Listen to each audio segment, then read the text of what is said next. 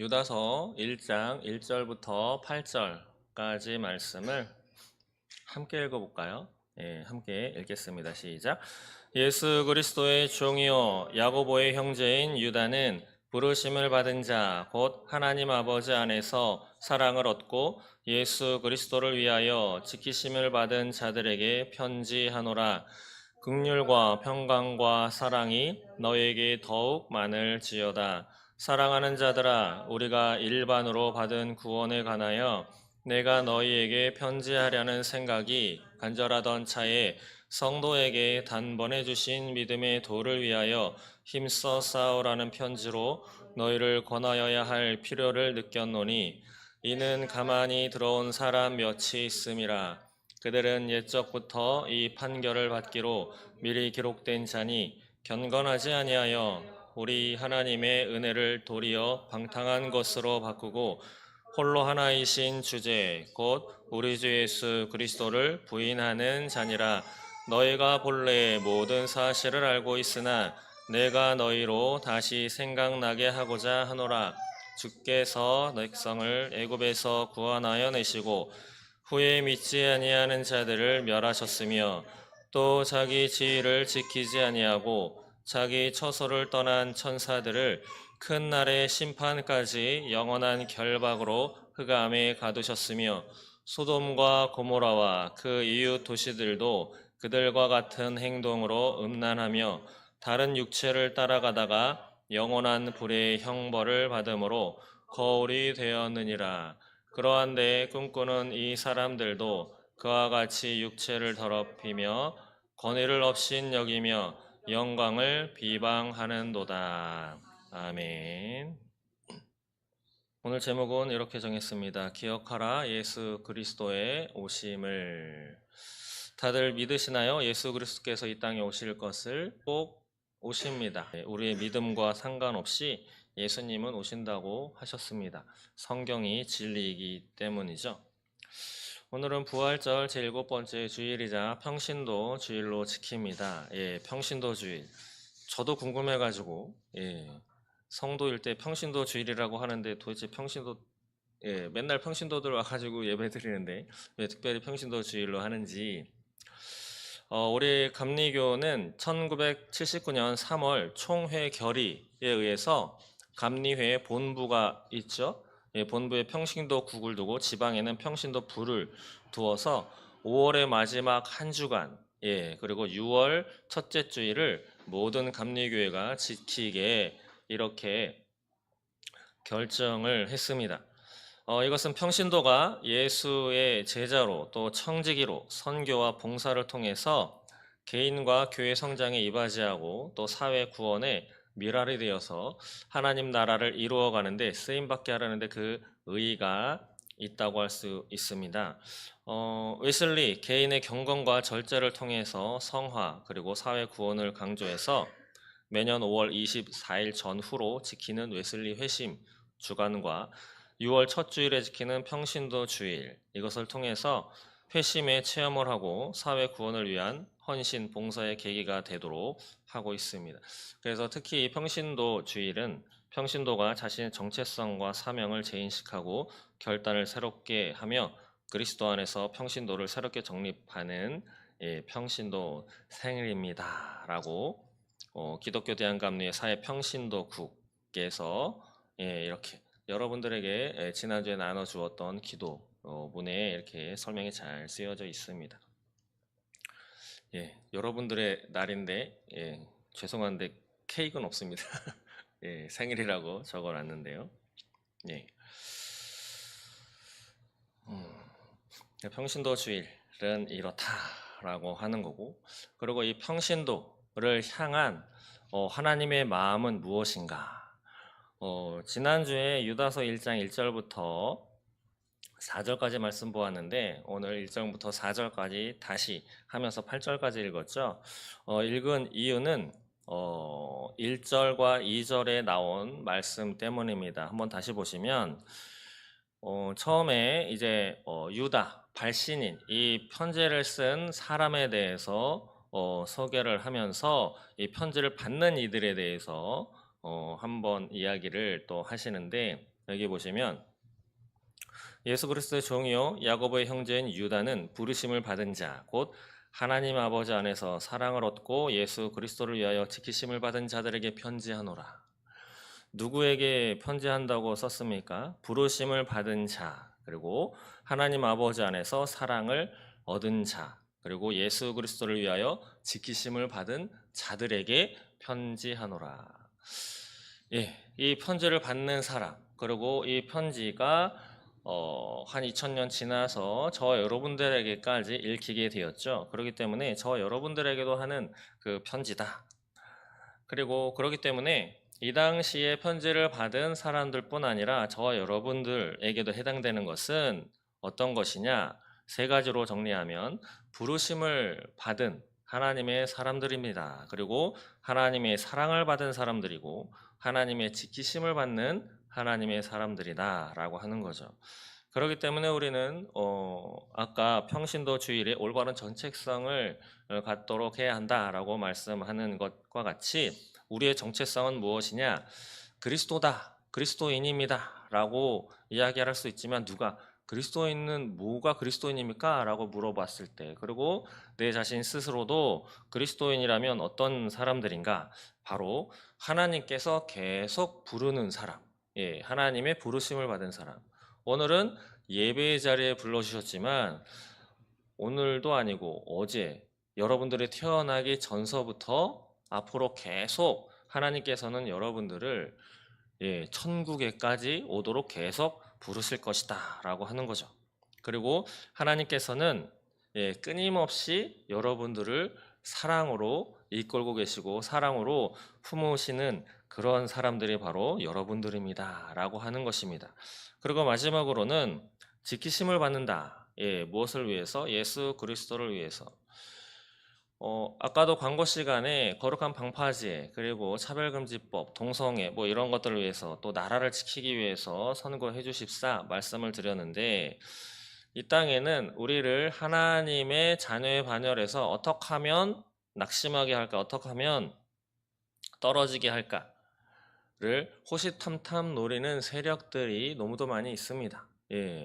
지금은 감추지도 않죠.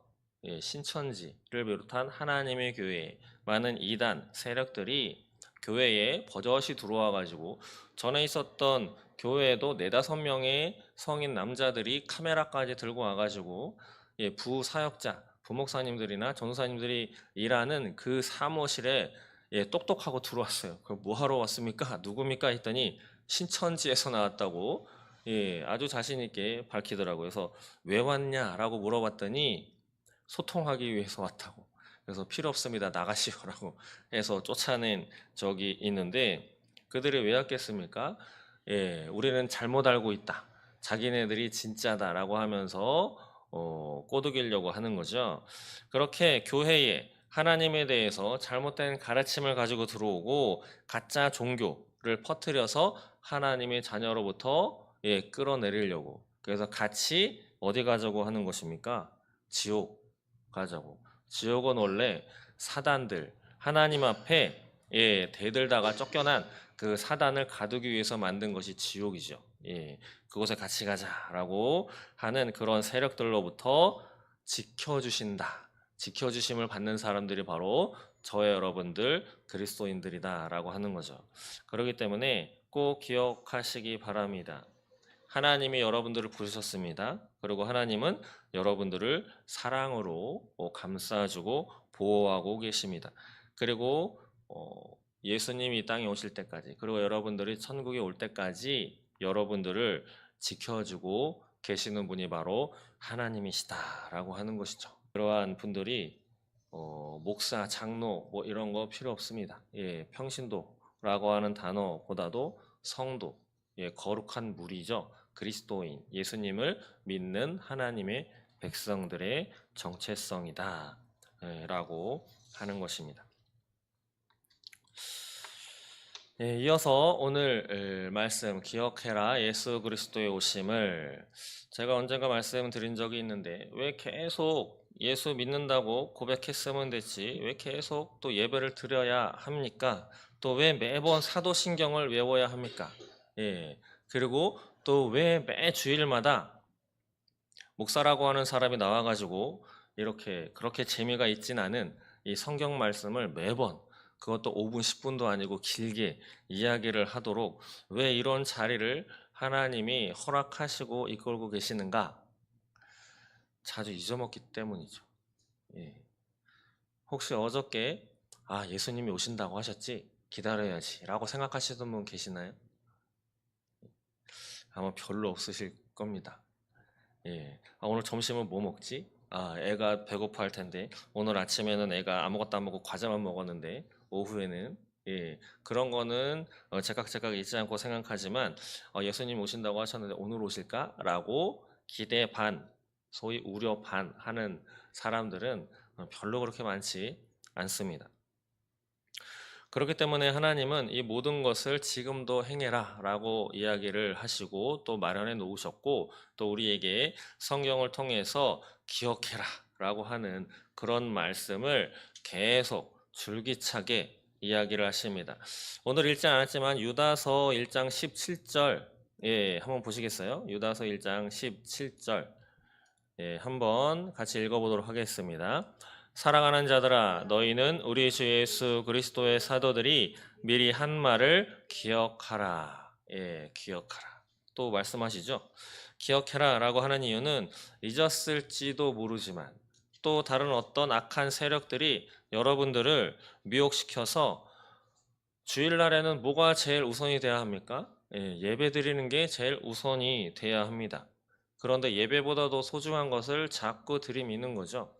오늘 사업 결정하는 날인데, 오늘 우리 아이가 시험 보는 날인데, 오늘 누가 돈 빌려준다고 했는데, 오늘 누가 내가 평생 가보지도 못할 호텔에 거나한 음식, 점심을 대접한다고 했는데, 라고 하는 이러저러한 알콩달콩한 것을, 그리고 꼭 필요할 것 같은 것을 제시하면서 예배 드리는 것보다 우선하게, 예배는 다음 주에 또 있을 것이니까.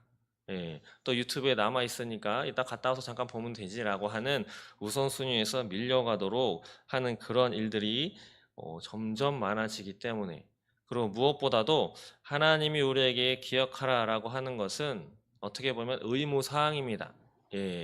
기억해야만 해야 하기 때문이죠.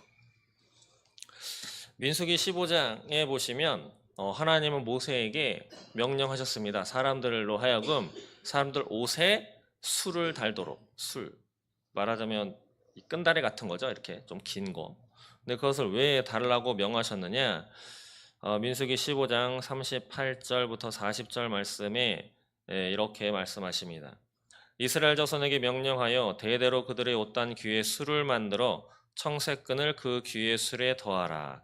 이 술은 너희가 보고 여호와의 모든 계명을 기억하여 준행하고 너희를 방종하는 자신의 마음과 눈의 욕심을 따라 음행하지 않게 하기 위함이라. 그리하여 너희가 이 모든 계명을 기억하고 행하면 너희 하나님 앞에 거룩하리라. 왜 옷에 술을 달도록 했느냐? 그 술을 보고 내 계명을 기억하고 지켜라. 그리고 너희들이 눈에 보이는 것에 따라서 음행하지 말고 내 앞에 거룩하게 되기 위해서 술을 달아라 라고 모세를 통해서 하나님은 명령하신 말씀을 확인할 수 있습니다. 또 예수님은 이 땅에 오셔서 우리에게 기억해라, 기념해라 라고 말씀하신 것이 있죠. 무엇일까요? 기억해라. 바로 성찬식입니다. 예수님은 성찬을 하면서 이렇게 말씀하셨습니다. 누가복음 22장 19절을 보시면 또 떡을 가져 감사기도 하시고 떼어 그들에게 주시며 이르시되 이것은 너희를 위하여 주는 내 몸이라. 너희가 이를 행하여 나를 기념하라. 여기서 기념하라. 영어 성경에는 remember라고 기억해라 라고 하는 말로도 해석하고 있습니다.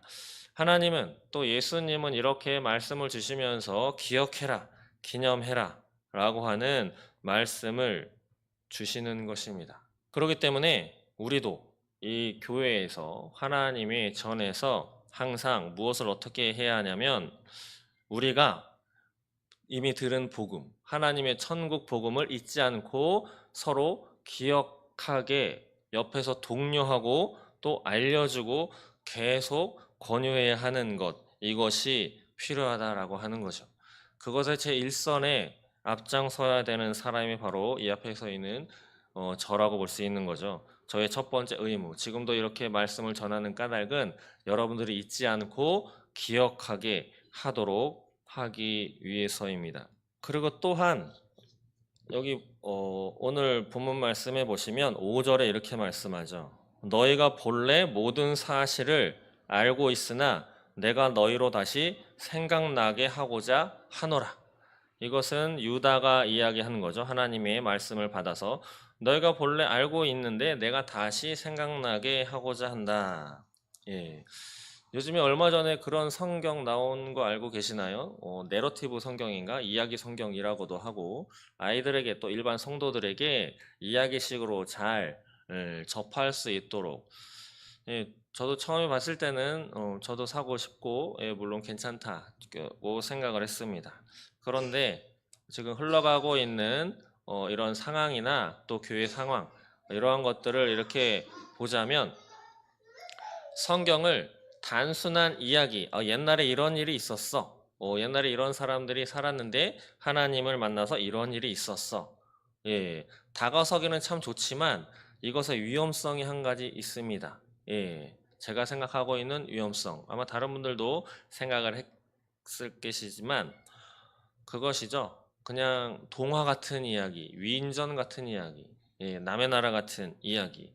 이야기는 알지만 그 말씀을 통해서 하나님이 그 성경을 읽는 우리에게 하시고자 하는 말씀이 있을 텐데 그것은 어디론가 사라지고 성경에 대한 소위 지식, 이야기로만 그냥 좋은 동화 같은 이야기, 백설공주, 피노키오 같은 이야기로만 이렇게 받아들일 수 있게 하는 그런 위험성이 있다라고 하는 거죠. 이러한 것처럼 유다가 염려했었던 것은 이미 너희들이 다 알고 있지만 내가 다시 생각나게 한다. 무엇을? 그 논점은 그 뒤에 나와 있죠. 경고하고자 이야기하는 것입니다. 경고. 잊고 있었던 것을 너희들 이렇게 살면 안 된다라고 하는 것을 경고하기 위해서 그 이후에 세 가지에서부터 한 8가지 이 예를 들면서 이야기를 하는데 오늘 5절 한번 보시겠습니까? 5절 중간부터 보시면 이렇게 말씀하죠.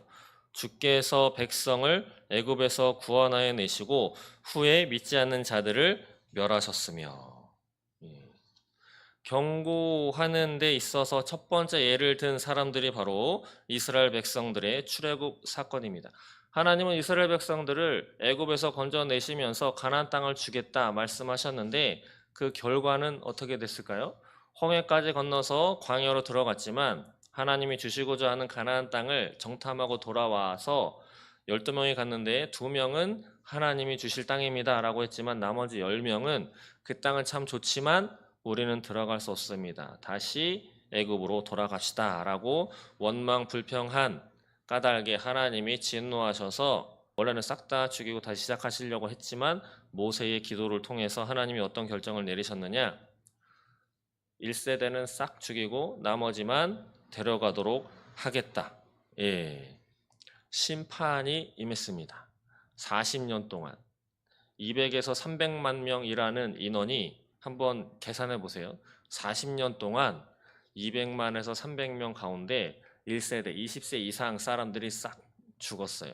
절반만 하더라도 한 150만 명이 될 텐데 150만 명이 40년 동안 죽었다라고 하는 것입니다. 그럼 4년에 15만 명이 죽었어요. 그러면 1년 동안에 약 4만 명이 죽은 거죠. 1년에 4만 명. 365일에 4만 명이 죽었어요. 그럼 하루에 계산이 나오시죠? 그것을 이스라엘 백성들은 날마다 지켜가면서 평균 잡아서 한 겁니다. 평균 잡아서. 어떻게 보면 되게 슬픈 일. 맨날 곡소리가 나야 되고 맨날 장사를 치러야 되고 맨날 무덤을 파야 되는 그러면서 40년을 돌아다닌 거죠. 이들이 이렇게 된 까닭 바로 유다서에서도 이렇게 말씀하죠. 믿지 않는 자들을 멸하셨으며 그들이 죽어나간 까닭은 믿지 않았기 때문이다 라고 이야기를 했습니다. 그 다음에 나온 예는 6절이죠. 한번 읽어볼까요? 6절. 또 자기 지위를 지키지 아니하고 자기 처소를 떠난 천사들을 큰 날의 심판까지 영원한 결박으로 흑암에 가두셨으며. 아멘. 예, 여기서 이야기하는 존재들은 천사입니다. 천사. 누가 생각나시나요? 사단, 루시퍼가 생각납니다. 바로 이사야 에스겔에서 말하는 이사야 14장 12절부터 15절에 나오는 이사야 너 아침의 아들 계명성이여 어찌 그리 하늘에서 떨어졌으며 라고 시작하는, 내가 내 마음에 이르기를 내가 하늘에 올라 하나님의 뭇별 위에 내 자리를 높이리라. 이 생각을, 또 내가 구름에 올라가서 높은 이와 같아지리라, 이 생각한 것을 하나님이 아시고 그러나 이제 내가 수월 곧 구덩이 맨 밑에 떨어짐을 당하리로다. 하나님의 명령으로 그 루시퍼는 사단이 되어서 땅으로 곤두박질 쳐서 지금 이 땅에 권세를 잡고 있는 것이죠. 그를 가둬놓기 위해서 준비된 것이 지옥이다 라고 하는 거죠. 이것에 대한 해석은 뭐 여러 가지가 있지만 여기서 유다가 초점을 두고 있는 것은 바로 이것입니다. 6절 초반에 보면 자기 지위를 지키지 아니하고 자기가 있어야 할 곳, 자기가 행해야 할 책임을 지키지 않았다. 앞서 광고에서도 말씀드렸다시피 선관위를 운영하고 있는 그 모든 직원들과 그 선관위의 제일 높은 위치에 있는 사람들은 선거 관리를 철저하게 해야 하는 그런 위치에 있는 거죠. 그것을 철저하게 할 필요가 없으면 그 자리에 있을 필요가 없는 것입니다. 다른 일을 해야 하는 거죠.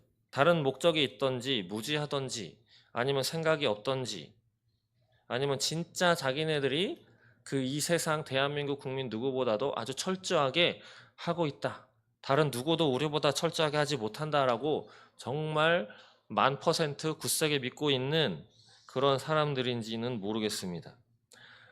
근데 어쨌든 유다서를 통해서 천사들이 왜 큰 날의 심판까지 영원한 결박으로 흑암에 가두었으며 라고 되어 있나? 자기 지위를 지키지 않았기 때문이죠. 그렇기 때문에 우리도 우리에게 허락된 그 위치, 그 지위, 책임을 다 해야만 할 것입니다. 그것을 다 하지 않는다면 오늘 천사들 흑암에 가두었다라고 하는 이 결과를 우리도 맛볼 수 있는 거죠. 마지막으로 7절에 아주 요즘에 잘 나오고 있는, 누구의 입에서도 많이 거론되는 소돔과 고모라 땅 이야기가 나옵니다. 7절 보시면 소돔과 고모라와 그 이웃 도시들도 그들과 같은 행동으로 음란하며 다른 육체를 따라가다가 영원한 불의 형벌을 받음으로 거울이 되었느니라. 동성애를 지지하고 차별금지법을 지지하고 동성애자들도 하나님이 사랑하시는 하나님의 자녀들이고 우리도 인정받아야 할 사람들이고 우리도 이 모습 이대로 예배할 수 있다라고 법으로도 규정해서 동성애는 죄다라고 하는 말을 혐오라고 하는 단어로 입막음을 하고 징역형, 그 다음에 과징금, 벌금까지 물려서 교회에서 성경 이야기를 하지 못하게 만들려고 하는 사람들, 또 그들을 동조하는 사람들, 또 신학적인 논거를 가지고 근거를 대서 함께 하려고 하는 사람들 가운데 이야기하는 것 중에 하나가 소돔과 고모라 땅이 왜 멸망했는지 아십니까? 의인 10명이 없어서 멸망했습니다 라고 이야기를 합니다. 물론 맞죠. 의인 10명이 있었으면 멸망하지 않았을 겁니다. 또 그렇게 생각도 할 수 있습니다. 아브라함이 하나님과 쇼부를 다시 한번 봤으면 의인 2명 있으면 어떻겠습니까? 아브라함, 롯, 적어도 2명 있잖아요. 그러면 멸망하지 않았을지 모르겠는데 왜 10명에서 끝쳤는지 뭐 아쉬운 생각을 할 수도 있지만 오늘 7절에 보시면 뭐라고 나와 있죠? 소돔과 고모라와 그 이웃 도시들도 그들과 같은 행동으로 음란하며 다른 육체를 따라가다가, 음란하며 다른 육체를 따라가다가 이걸 어떻게 다르게 또 해석할 수 있겠습니까? 영원한 불의 형벌을 받음으로 거울이 되었다. 화산이 터졌는지 아니면 우주에서 별똥별이 떨어져 가지고 소돔과 고모라 땅을 비롯한 불벼락을 받아 가지고 망했는지 모르지만 여기 앞에 보시면 음란하여 다른 육체를 따라가다가 그렇게 되었다라고 이야기를 하고 있습니다.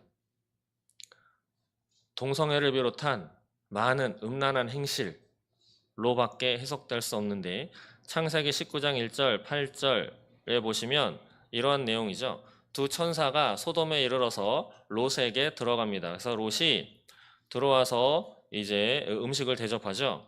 들어왔는데 밖에서 소돔 백성들이 노소를 막론하고 다 모여서 롯의 집을 에워쌉니다. 창세기 19장 이제 5절에 보시면 롯을 부르고 그에게 이르되 오늘 밤에 내게 온 사람들이 어디 있느냐 이끌어내라 우리가 그들을 상관하리라. 여기서 상관하리라 라고 하는 것은 보통 성관계라고 이렇게 해석을 하는데 새롭게 등장하는 그런 신학 뭐 이런 사람들은 기본적인 에티켓을 지키지 않았다 뭐 이렇게도 해석을 합니다. 그런데 그 이후에 나오는 글을 보시면 7절부터 8절 보시면 롯이 이야기합니다. 이르되 청하노니 내 형제들아 이런 악을 행하지 말라. 내게 남자를 가까이 하지 아니한 두 딸이 있노라. 청하건대 내가 그들을 너희에게로 이끌어내리니 너희 눈에 좋을 대로 그들에게 행하고 이 사람들은 내 집에 들어왔은즉 이 사람들에게는 아무 일도 저지르지 말라. 라고 이야기합니다. 참 설명하기 애매하고 받아들이기 쉽지 않은 내용인데 그 바깥에 소돔 사람들이 그 사람들 우리에게로 내와라 상관하겠다라고 했더니 롯이 어떻게 얘기하냐면 나한테 아직 남자를 알지 못하는 소위 수처녀죠.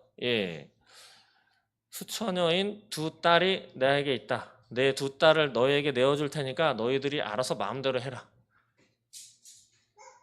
그러면서 내줍니다. 이 두 딸 뭐 하라고 내줬을까요? 짝짝꿍 하러 내줬을까요? 아니면 같이 깎아 사 먹고 물레방아 돌고 딱지치기 하고 뭐 이런 거 같이 즐겁게 웃으면서 오징어 게임 하고 놀으라고 했을까요? 성적인 음행밖에 딱 떠오르는 것이 없습니다. 그런 것 때문에 영원한 불의 형벌을 받음으로 거울이 되었다라고 오늘 유다서는 우리에게 말씀하고 있습니다. 5절, 6절, 7절에 등장하는 애굽에서 구출받은 이스라엘 백성들 그리고 천사들 그리고 소돔과 고모라가 이러한 결과를 맞닥뜨리게 된 이유 그것은 바로 4절 마지막에 우리 주 예수 그리스도를 부인하는 자니라 라고 하시는 말씀을 기준으로 보시면 딱 하나입니다. 믿지 않았다 라고 하는 거죠. 믿지 않았다. 이스라엘 백성들은 믿었어야 합니다. 출애굽 시킬 때 그 많은 기적을 베푸신 하나님께서 우리를 가나안 땅으로 들여보내 주실 것이다 라고 하는 것을 믿었어야 했던 거죠. 아래 천사들도 마찬가지고 소돔과 고모라 땅에 있었던 사람들도 마찬가지입니다. 믿음이 없었던 거죠. 믿음이. 그럼 유다서를 통해서 하나님이 우리에게 이러한 경고를 하시는 이유는 무엇이겠습니까?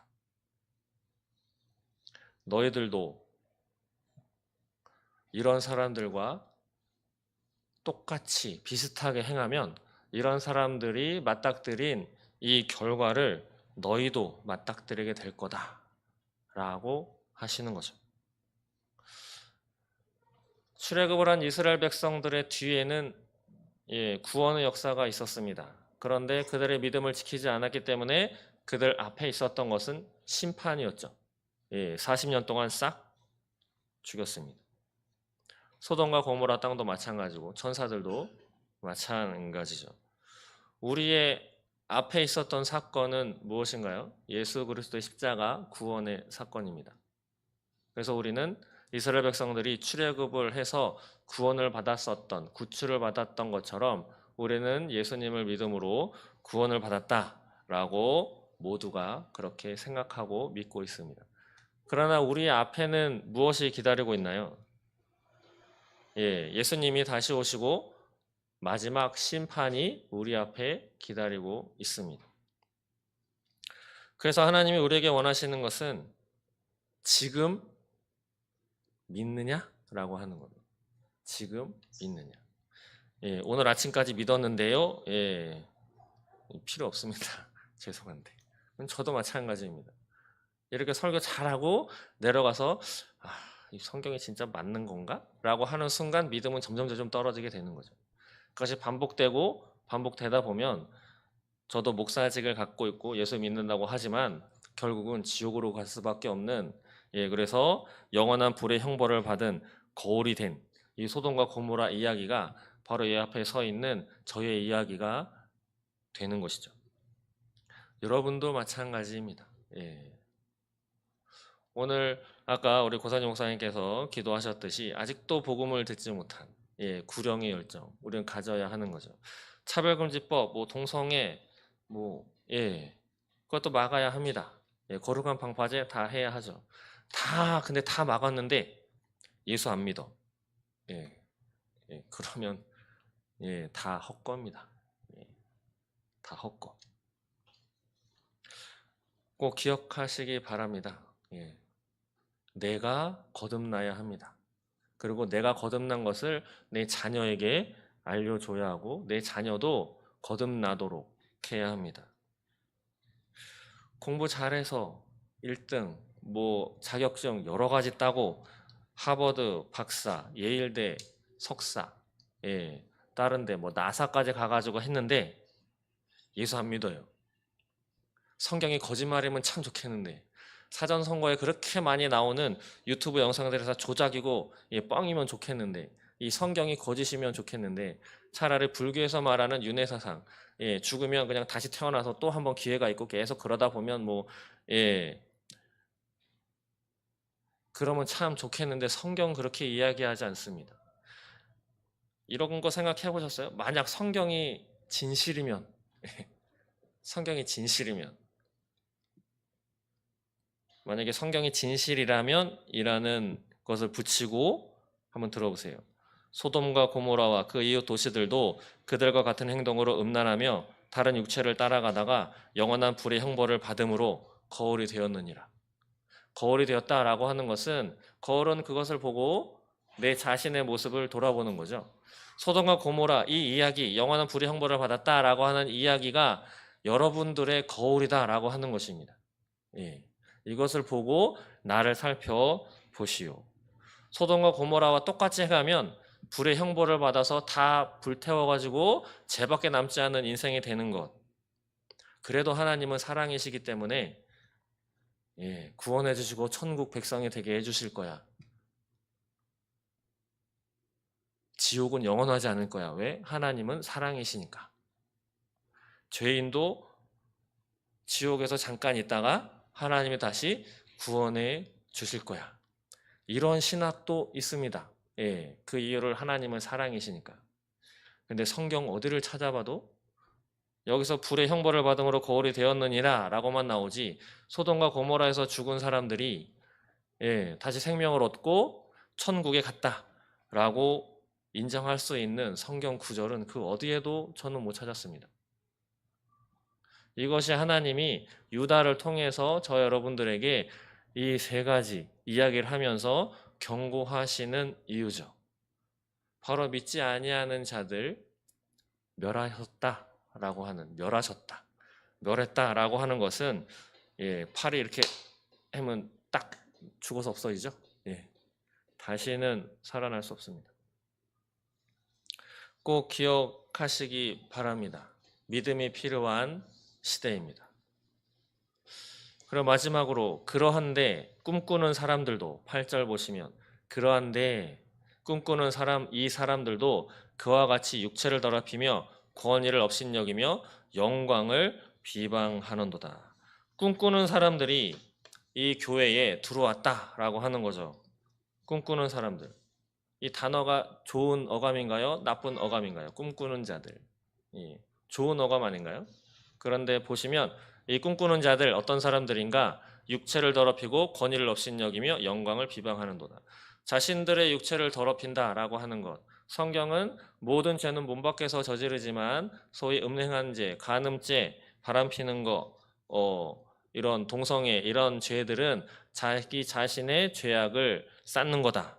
그래서 부정하는 사람들, 이상한 논문을 들이대서 부정하지만 결과는 확실합니다.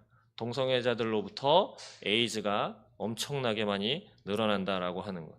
이러한 꿈꾸는 사람들의 행실은 무엇이냐? 자기 자신의 육체를 더럽히고 또 권위를 업신여긴다. 여기서 권위, 하나님의 권위죠. 그리고 영광을 비방하는도다. 하나님의 율법, 하나님의 명령 지켜야 하는데 그것에 순종하지 않은 이 꿈꾸는 사람들. 이들은 과연 어떤 사람들이겠습니까? 하나님은 이미 신명기 13장에서 이렇게 경고하십니다. 너희 중에 선지자나 꿈꾸는 자가 일어나서 이적과 기사를 내게 보이고 그가 내게 말한 그 이적과 기사가 이루어지고 너희가 알지 못하는 다른 신들을 우리가 따라 섬기자 말할지라도 너는 그 선지자나 꿈꾸는 자의 말을 청종하지 말라. 그러면서 이렇게까지 말씀하십니다. 5절에 그런 선지자나 꿈꾸는 자는 죽이라. 이는 그가 너희를 애굽 땅에서 인도하여 내시며 종되었던 집에서 속량하신 너희 하나님 여호와를 배반하려 하고 너희의 하나님 여호와께서 내게 행하라 명령하신 도에서 너를 꿰어내려고 말하였음이라. 너는 이같이 하여 너희 중에서 악을 제할지니라. 하나님은 꿈꾸는 자를 죽이라고까지 하셨습니다. 오늘날 꿈꾸는 자는 누굽니까? 좋은 말로 내가 하나님의 음성을 들었어 라고 하면서 그게 진짜면 참 좋겠는데 가짜인 사람들이 너무도 많이 있죠. 이적과 기사가 많이 일어나는 말세라고도 하나님은 이미 말씀하셨는데 이러한 사람들 멀리해야 합니다. 우리가 믿고 확인해야 할 것은 하나님의 말씀인 성경 말씀뿐이죠.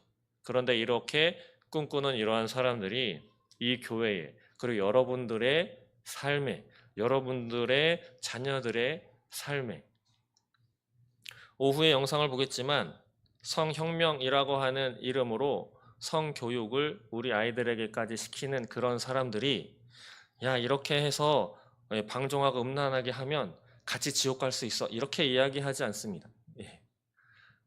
남자로 태어났어? 너가 생각하는 것은 여자 아니야? 여자로 바꾸면 너가 더 행복할 수 있어. 너의 인권이 더 좋아질 수 있어. 동성애 또 성의 쾌락을 어릴 때부터 잘 키워주면 너가 더 행복하고 사람답게 살 수 있어. 라고 이렇게 이야기를 합니다. 마치 꿈꾸는 것처럼. 근데 그의 뒤에는 어떤 사상이 있느냐? 유럽에서 1968년에 혁명이 일어났습니다. 68 혁명이라고 그 당시에 많은 또 전쟁이 일어났죠. 베트남전도 일어나고 베트남전이 일어났을 때 미국에서 베트남을 자유화시키겠다. 베트공 공산주의와 싸웠는데 물러났죠. 그리고 많은 사람이 죽고 미국 사람들뿐 아니라 많은 사람들이 많이 피해도 입었습니다. 제가 아는 분도 그 베트남전에 참전했다가 고엽제를 얻어가지고 그분은 돌아가시고 그분의 자녀가 셋인데 두 아들은 고엽제 후유증 때문에 둘째 아들이 돌아가셨고 큰 아들은 지금도 고엽제 후유증 때문에 병원에 계시고 일상생활 전혀 불가합니다. 또 그 자녀들이 있어요. 아들이 지금 고등학교 1학년인데 염려가 좀 되는 것은 어릴 때 그 병이 발병되지 않고 나이가 30대 지금 살아계신 큰아들도 이렇게 사진을 제가 젊었을 때 봤거든요. 엄청 잘생기셨어요. 그렇게 싸웠는데 많이 죽어나가는 것을 보고 유럽에서 반전 시위를 일으키면서 어른들이 잘못해서 세상이 이 지경이다 라고 하면서 들고 일어난 것이 소위 68 혁명입니다. 그러면서 내세운 그 용어, 표어가 뭐냐? 모든 금지하는 것을 금지해라. 하지 말라고 하는 것 다 할 수 있게 해라. 해야만 하는 것 다 안 해도 되게끔 그렇게 해달라. 그것이 나의 자유다. 그런데 그 뒤에는 어떠한 사상이 있느냐? 마르크스 공산주의 사상이 뒷배경에 있습니다.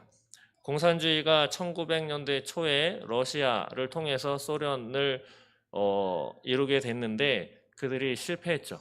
실패한 이유를 이렇게 찾았습니다. 교회와 가정이 기독교 윤리와 성경 말씀의 기초로 단단하게 있기 때문에 우리가 실패했다. 자본주의를 무찌르지 못했다. 그러면 우리가 공격할 대상은 어디냐? 교회와 가정이다. 제가 한번 말씀드렸죠. 책 제목까지 말씀드리면서 지난주에 우리의 적은 기독교다. 그래서 그들이 기독교, 교회와 가정을 무너뜨리기 위해서 무엇을 주장했느냐? 성해방을 주장했습니다. 성적으로 물러나면, 예, 부부가 같이 사는데 한쪽 배우자가 바람을 피면 그 가정은 오래가지 않습니다. 얼마 전서부터 그런 가정도 있죠. 예, 너는 너 자유로 살고 나도 나 자유로 살고. 그러나 그 가정은 껍데기뿐인 가정이고, 그러한 엄마 아빠를 보면서 자라난 자녀들, 아무것도 모를 것 같지만 압니다. 그런 자녀들의 성적인 생각과 사고방식은 많이 왜곡되죠. 가정이 파괴되는 거죠. 또 그러한 교회는 어떻게 되겠습니까? 교회도 파괴가 됩니다. 그런 이야기도 몇 년 전에 들었습니다. 어느 택시 기사분이 얘기하는데, 요즘에는 장로들도 세컨드, 서드도 다 있다고, 서울에. 두 번째 부인, 세 번째 부인. 그런 것이 일반이다. 직접 들었대요. 태웠는데 장로야. 근데 전화 통화하면서 이야기를 하면서 기사분한테도 그렇게 얘기를 했다. 그거를 전 들었어요. 교회가 파괴되는 거죠. 누가 그 교회가 진짜 교회라고 하겠습니까? 그러기 때문에 우리는 조심해야 하고 깨어 있어야 하는 거죠. 말씀을 마치겠습니다. 하나님이 유다서를 통해서 우리에게 경고하시는 이유, 믿음을 지켜라. 내 자녀로서 거룩을 유지하고 천국에서 나와 함께 행복하고 알차게 같이 살아보자. 하나님은 여러분들을 그것 때문에 부르십니다. 그것 때문에 사랑을 주시는 것이고, 그것 때문에 지금도 여러분들을 지켜주고 계시는 거죠. 나는 기도도 못하고 찬양도 못하고 애 돌보느라고 왔다 갔다 해서 이게 예배 드리는 건지 안 드리는 건지 잘 모르겠고, 그런 분들 때문에 또 내가 예배 드리는 게 방해가 되는 것 같다라고 하는 그런 생각을 하실 수도 있는데, 전혀 그렇게 생각하지 마시기 바랍니다. 원래 사람은 그래요. 이런 자리, 이런 시간을 지키는 것만으로도 하나님은 저와 여러분들을 아주 이뻐하실 것입니다. 그리고 천국에 이끌고 가실 것입니다. 우리에게 필요한 것은 분별력을 가지고 믿음을 잃지 않고, 믿음이 필요할 때 하나님 앞에 믿음을 보이는 것입니다. 기도하겠습니다. 하나님 감사합니다. 기억하라 예수 그리스도의 오심을. 우리 눈에 보이지 않고 언제인지 모르지만 예수님께서 정말 오실 것이다 라고 하는 이 믿음을 잊지 않게 하옵소서. 그래서 예수님을 기다리는 그 심정과 태도로 오늘을 잘 살아낼 수 있도록, 세상이 어떻게 되든 믿음을 굳건히 지켜 하나님의 자녀로서의 그리스도인의 정체성을 유지하여 하나님을 만날 때 하나님의 자녀로 하나님과 함께 얼싸안으며 천국의 삶을 누릴 수 있도록 주님 인도하여 주시옵소서. 감사합니다. 예수님의 이름으로 기도드립니다. 아멘.